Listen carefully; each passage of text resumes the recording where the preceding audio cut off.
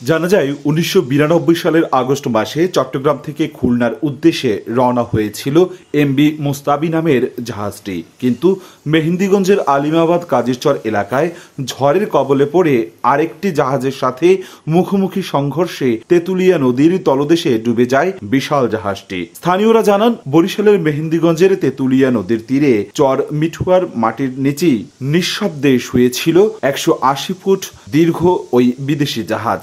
একাধিকবার চেষ্টা করা হলেও জাহাজটি উদ্ধার করা যায়নি।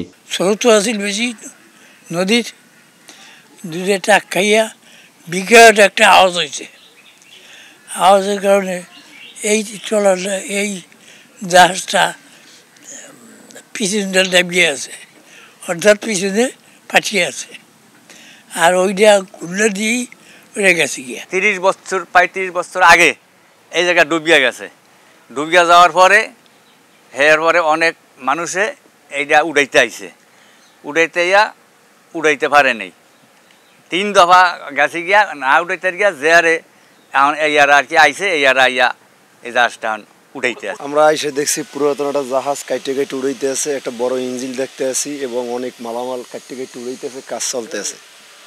শুনছি আমরা, কিন্তু চোখে দেখিনি, আজকে দেখে গেলাম, ভালোই লাগতে আছে। অনেক সরঞ্জাম জাহাজের দেখলাম। নদীর যে স্থানে জাহাজটি ডোবে সেখানে চর পড়ে, মাটি ভরাট হয়ে জনবসতিতে রূপ পায়। তবে ঠিক সেই স্থান থেকেই এক যুগেরও বেশি সময় নিরন্তর প্রচেষ্টার পর অবশেষে জাহাজটি উদ্ধার করতে সফল হয় এক ঠিকাদারি প্রতিষ্ঠান। ৪ একর ৯০% জুড়ে জমি লিজ নিয়ে খনন করে শক্তিশালী বিকেবার্স ও বিশেষ ক্রেন ব্যবহার করে মাটির ৭০ হাত নিচ থেকে তুলে আনা হয় জাহাজটি। এ খবর ছড়িয়ে পড়তে আশপাশে মানুষ জাহাজটি দেখতে ভিড় জমাচ্ছেন। টুকরো টুকরো করে কাটা জাহাজের লোহার সাথেই কেউ বা তুলছেন সেলফি। জাহাজের প্রকৃত মালিক পক্ষের আপত্তি না থাকায় সরকারিভাবে টেন্ডার আহ্বান করা হয় ২০০৫ সালে, আর কাজের অনুমতি পাওয়া যায় ২০১২ সালে। যথাযথ প্রক্রিয়া মেনেই জাহাজটি উত্তোলন করা হয়েছে বলে জানায় মাঠ প্রশাসন। ১৯৯২ সালে জাহাজটা নিমজ্জিত হয়। তো সেক্ষেত্রে আমাদের তখন নদীপথে অনেক সমস্যা ছিল, বা নদীপথে নাব্যতা সৃষ্টিতে সমস্যা ছিল। তো যার কারণে এটা তখন প্রক্রিয়ায় বিআরডব্লিউটিএ থেকে ওনাদের কাছে হস্তান্তর করা হয়।